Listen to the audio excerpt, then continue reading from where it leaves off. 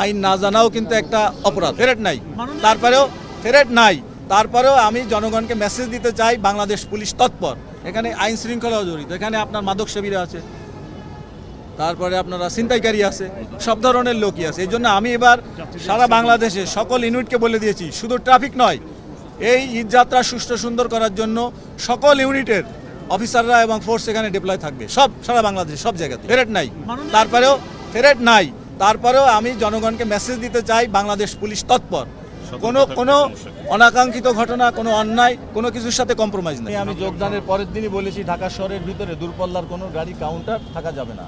এখানে কিন্তু এই জিনিসগুলো রিমুভ করার জন্য আমাদের সকলের প্রচেষ্টা দরকার।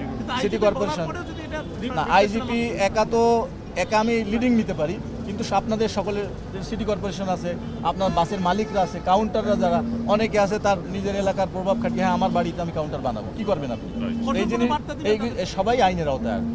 আইনের মাধ্যমে এগুলো আমরা আস্তে আস্তে একটা সিস্টেমে নিয়ে আসবো। দেখেন আপনি যেটা বললেন, এই ঢাকা শহরের সব যাত্রী যদি গাবতলী থেকে যাওয়া শুরু করতো, তাহলে তো এখানেও আপনি ঢুকতে পারতেন। তাহলে এটাতে কনসেন্ট আপনি এটা করে ডিসেন্ট্রালাইজ করে দিতে হবে। একমুখী মানে এক সেন্ট্রালাইজ হলে ওখানে কিন্তু প্রবলেমটা বেশি হয়। আপনি ম্যানেজমেন্ট করতে পারতেন না, এখানে পারতেন। আমি এইমাত্র এখানে একটা কাউন্টারে গেলাম, তো বললো টিকিট কত ভাই, সরকারিভাবে লেখা 680, উনি 80 টাকা কমে 600 টাকা দিয়ে টিকিটটা নিলেন। যাত্রী নিজেই বললো যে আমি স্যাটিসফাইড স্যার।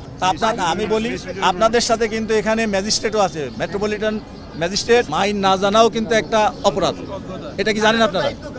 জানানোর দায়িত্ব আপনার নিজে জানবেন, আপনি আইন পড়বেন, প্রচলিত দেশের আইন জানার এজ এ নাগরিক হিসাবে এটা তো আপনার citizen right. First and foremost duty, আপনাকে আইন জানতে হবে।